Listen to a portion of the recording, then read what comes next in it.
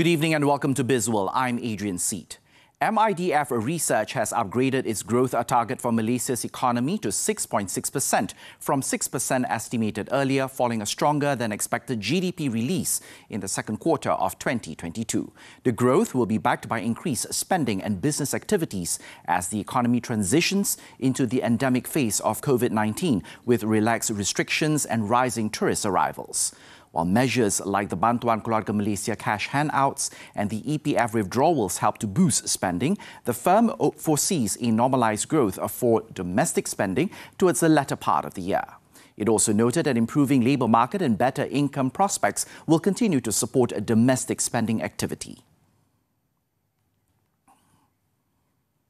The manufacturing sector reported improved business conditions for the 10th time in the past 11 months during August, although clearly remains under pressure from raw material and labour shortages, rising prices and weak demand, notably from overseas.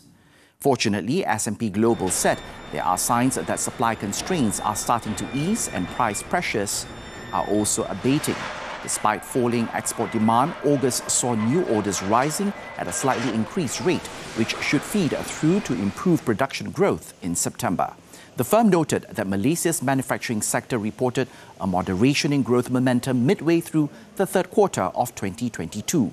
While output levels were scaled back for the first time in 3 months, incoming orders continued to improve and registered the strongest rise since April. Revitalizing Cyberjaya through a new master plan. Efforts to not only attract Malaysians, but the whole of Southeast Asia. How to ensure Cyberjaya remains relevant and competitive within the tech industry space.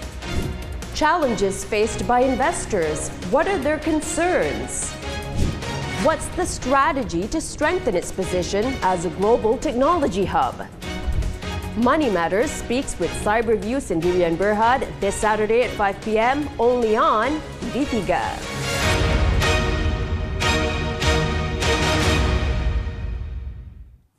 Government-to-government or G2G collaboration is the way forward for Malaysia to expand its halal certification and leverage a trade relationship with other countries. Halal Development Cooperation HDC said the halal agenda needs coordination as it involves various agencies and bodies. When Malaysia announced its collaboration with the Taiwan External Trade Development Council last year to strategically cooperate in the halal economy, potential investors and traders showed great interest. Besides the halal ecosystem, HDC noted it was imperative for countries to incorporate a halal agenda into the country's economic agenda. The industry is fast growing, and Malaysia's halal certification is the most recognized halal standard in the world.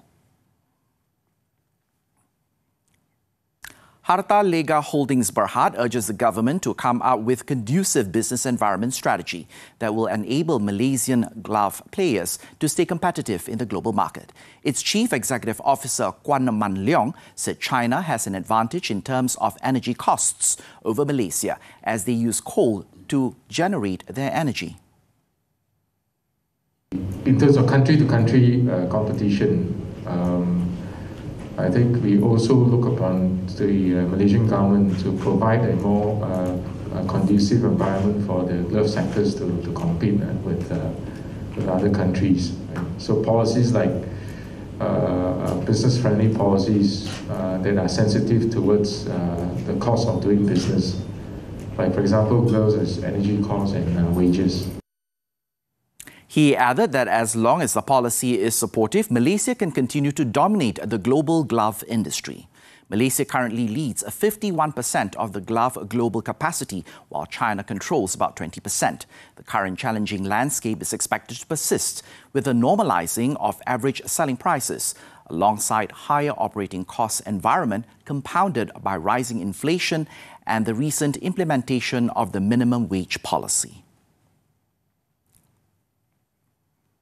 Kenanga Investment Bank Berhad remains confident that banking stocks will stay resilient in the rising interest rate environment as it would lift the overall profitability of the sector. It added that the industry's costs will remain supported by more buoyant economic activity due to the catch-up with reopening of borders. The banks will also benefit from lower impairment allowances as asset quality risks diminish, leading to lower provisions.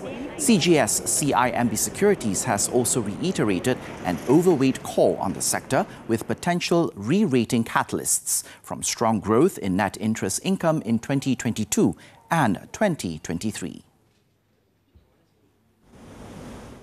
That's all the time we have for Bizworld. I'm Adrian Seet. Thank you for watching and keep tuning in to TV3.